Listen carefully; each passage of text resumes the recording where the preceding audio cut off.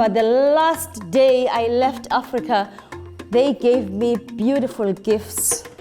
And my mother said one thing: remember us and tell the people about the wonderful Africa. In my view, multiculturalism is a society that has communities living side by side with each other, but not necessarily engaging with each other. Is that up there embarrassing? Interculturalism is about communities having a deeper understanding of different cultures, and the focus is really about mutual respect and mutual understanding between communities. So the whole world have completely different cultures. There's a lot of people who do not understand the diversity of Northern Ireland at the moment. That is one of the reasons why we run activities that we do to try and bring communities together, to expose them to the cultures that are coming into society so that they can have a deeper understanding and hopefully be able to live side by side in peace, but also knowing about the rest of the people who live in the community. How are different cultures embraced in Northern Ireland? How are different cultures embraced in Northern Ireland?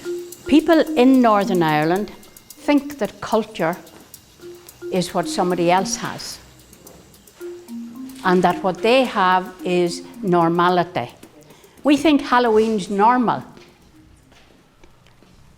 but we think maybe Ramadan is something strangely cultural that other people do. It's very difficult for us to get cultural integration right when we haven't got round to living with the big cultural diversity question that is ourselves. How would you ask people to integrate into a segregated society? How do you ask people to minimise and eradicate prejudice to immigrants when they haven't managed to eradicate it to the person who's been living in the same town as them for 100, 400, 700 years? People don't like change. Nobody likes change. And if they see somebody of a different colour, they think they're here to take my house, they're here to take my job, they're here to take my money. But in reality, because I came as a migrant worker, we were not entitled to benefits until you got the right to settle in the country. Working with the young people, we found out that there are people who are threatened by new cultures coming in, and people feel as if we are taking their space. If communities just start having conversation and people knowing that they have rights and they can access them, then this can end, or at least it can be reduced. I'd like you to stand and look at your partner. You're going to have 40 seconds to have a really good look at your partner. So in 2 hours' time, you'll be able to describe them completely. So you have 40 seconds starting from now to have a really, really good look at each other. No talking though. Normally, if you're walking and you see someone who looks like not different, but who has a disability or is wearing something that we wouldn't usually wear, you are most likely going to look at them and stare at them. But I don't think we should do that, because then it kind of makes them feel self-conscious. The point of doing that exercise is we're talking about racism. We're talking about people being picked on because other people might think they look different or they don't look like everybody else here in Northern Ireland. And it's so, for those of you that maybe haven't had that experience, feel what it's like to feel uncomfortable. We use the word vulnerable. But Northern Ireland has changed immensely in my lifetime.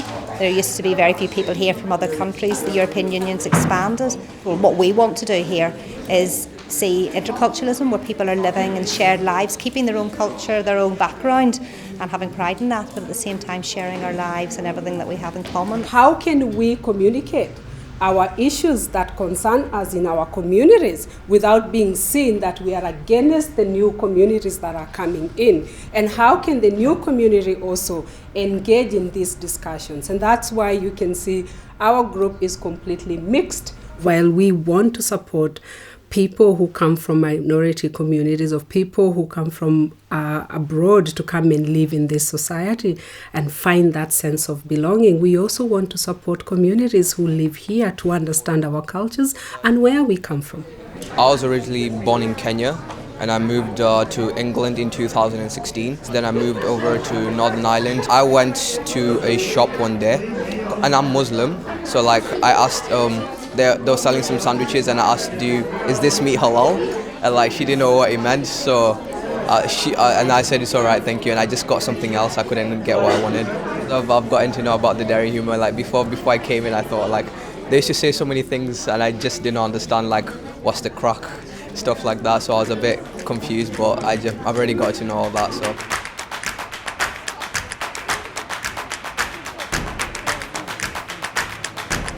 We went on a treasure hunt with the young culture ambassadors. We went to the tourist information. We went to a grocery store. We went to a restaurant and a butcher's.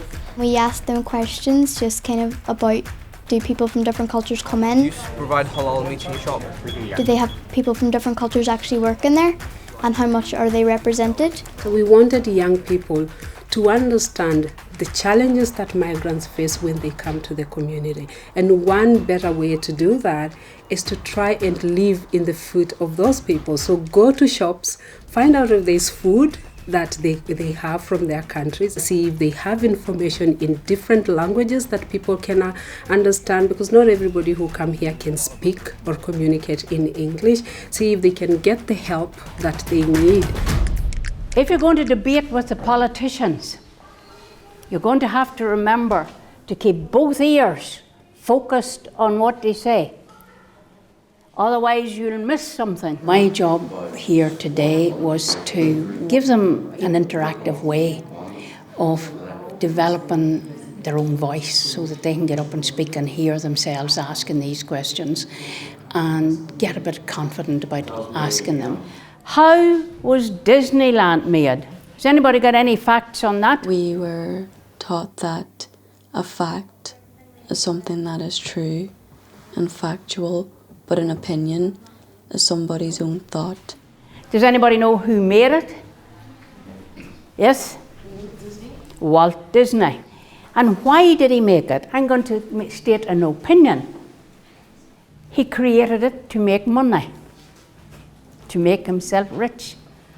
That's just my opinion. I think he might have made it to try and make his characters come to life. They're going to have a debate and a questioning of the adults who are supposed to make their lives safe and welcoming and culturally diverse, and who are supposed to be looking after the policy, the law, the practice, the implementation that allows that to happen. She taught us how to do a good argument and never go off topic from your argument and never go against your argument. 10 boys who have the confidence to say, I think I'd be good on this debating panel. She's taught us be aware of what you're saying and don't just come out with things that you know aren't right, because then people will think they're true. And we only have 3 girls, which is less than half. Why do you think? The boys are full of themselves. Oh, no. Very good. Is that an opinion? Boys, is that an opinion or a fact? An opinion. Not a bad opinion.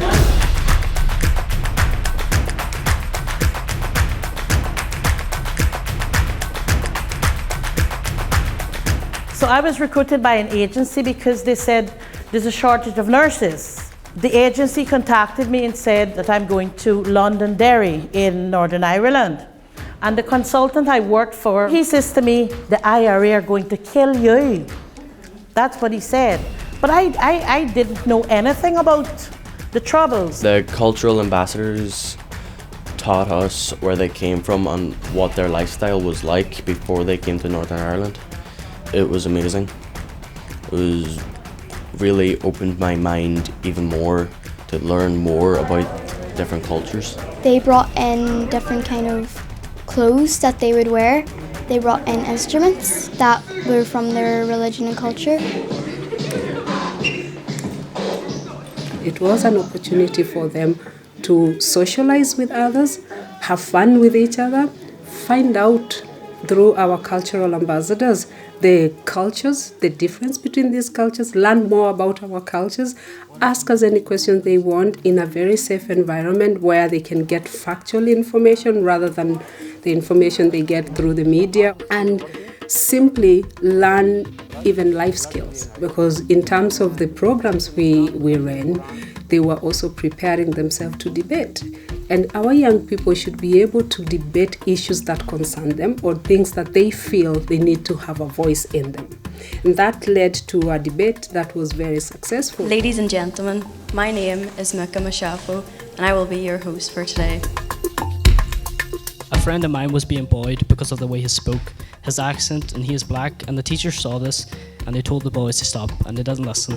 And they kept on doing it, and the teacher did nothing else to stop it. This is unacceptable. They were able to challenge political leaders. They were able to challenge community leaders in an environment that was very friendly to them and giving them that voice. Every school, every workplace, every community has bullies within it that will try and exercise power. A significant number of local people either ignore the existence of other cultures around them or have not acknowledged that Northern Ireland is becoming a global nation. I see firsthand some of the contributions that migrants have made, people who have come here to live and stay and work.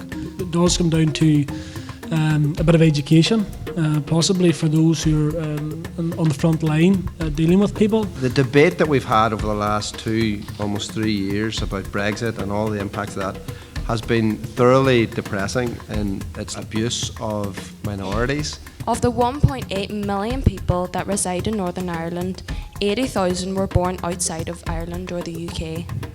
We should be embracing the vast number of cultures that these people are bringing to this town and the rest of Northern Ireland. I would love to see a language legislation there so that people have the right to speak their own language, to continue their day-to-day lives in the language of their choice. What I'm hearing from all of the pupils who spoke so well today, it's about communication. It's about listening to others and listening to understand. Everyone who was at the debate learned something new and be able to act on things they've learned. Youth clubs, schools and community centres should have sessions in place that will help young people like myself or even other people be able to understand people from different cultures, backgrounds, and to not have preconceived opinions about them. Interculturalism does work when communities interact, when people have quality interaction, when people engage with different cultures and learn from each other, they respect diversity and they also accept each other. I've been blessed to have the chance to see everyone as like who they are in different cultures, and I think it's the most interesting thing ever. It kind of makes me understand a bit more about the world and how not everything is how I kind of imagined it to be.